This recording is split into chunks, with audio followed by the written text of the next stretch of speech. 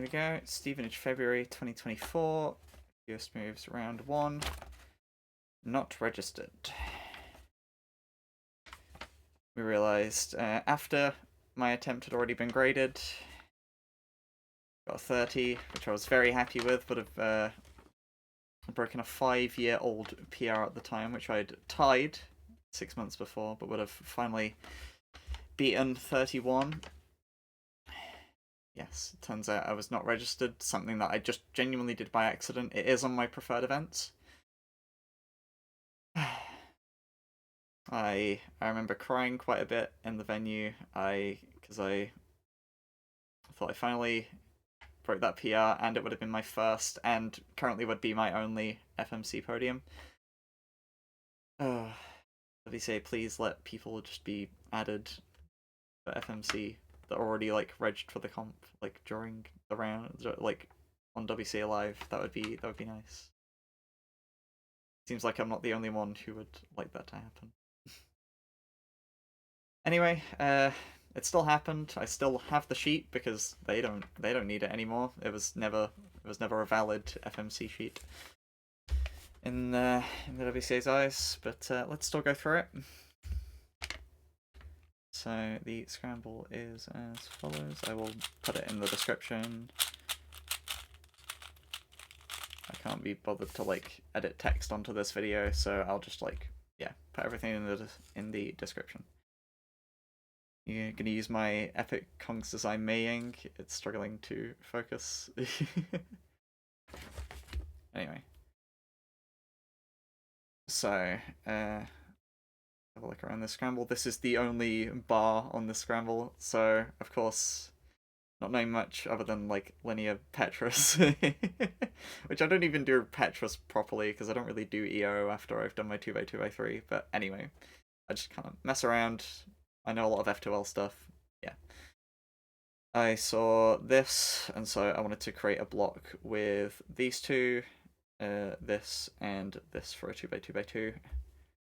And the best way I found was in 6 moves, so I figured I could keep this in the same place and put these two in a good place if I did D prime F D2 from here, which is U prime F U2 on the actual thing. Obviously, yeah, we're doing this. I wrote this in like this orientation, but I'm interpreting it.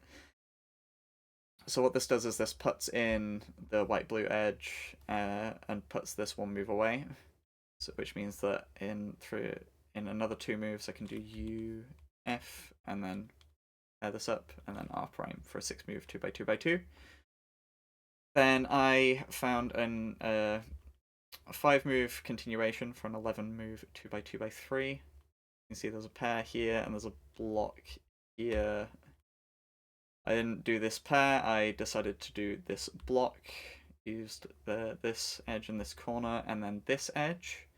There's a couple different ways that you can insert these, but the way I found with the best continuation was doing RF to put this here. So 7, 8. Then just moving this block over, U2, R prime F for an 11 move 2x2x2. At this point, I didn't stay and do white, I rotated and did blue, as I could see that this edge was 1 move away from being solved, and this pair looked very nice.